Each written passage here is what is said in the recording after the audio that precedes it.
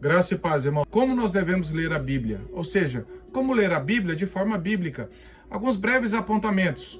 Primeira coisa, devemos sempre orar ao Senhor, ler a Bíblia em oração, como o salmista diz no Salmo 119, verso 18.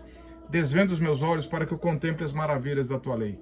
Pedindo que o Senhor e que o Espírito Santo nos dê compreensão espiritual do texto, porque senão nós vamos interpretar de forma errada, seja superficialmente ou seja de forma equivocada mesmo. Então comecemos com essa dependência do Espírito Santo. Segunda coisa, devemos ler várias vezes o texto dentro do contexto, dentro do livro todo. Nunca lermos apenas essa pequena passagem e ficarmos tentando compreender sem conhecer o todo. Devemos ler a Bíblia também, primeiramente, compreender o sentido literal, normal e natural do texto. Não ficar tentando desvendar algo sempre misterioso. Via de regra, a Bíblia está ensinando aquilo que nós lemos.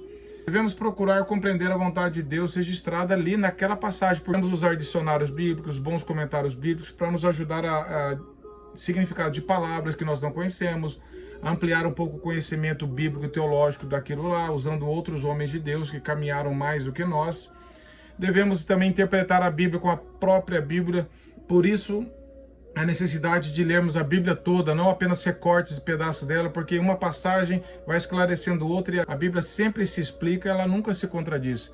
Por isso a necessidade de toda a Escritura inspirada por Deus e útil para o ensino, correção, instrução na justiça.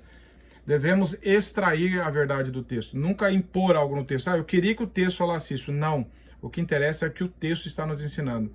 Por isso a exegese é nós estudarmos, buscarmos meditar no texto para extrairmos dele a verdade do Espírito Santo.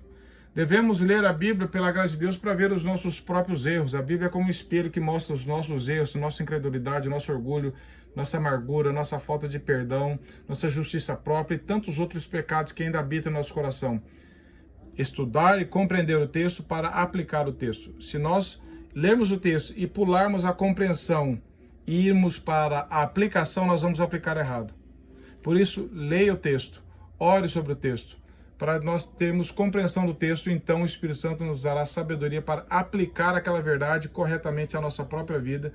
Então nós finalizamos orando. Senhor, a tua palavra diz que bem-aventurado é aquele que pratica a tua palavra, não apenas conhece. Me dê um coração obediente que pratica a tua palavra para eu crescer em santificação e ser transformado à tua semelhança. Deus abençoe a sua vida e a nossa leitura da palavra de Deus.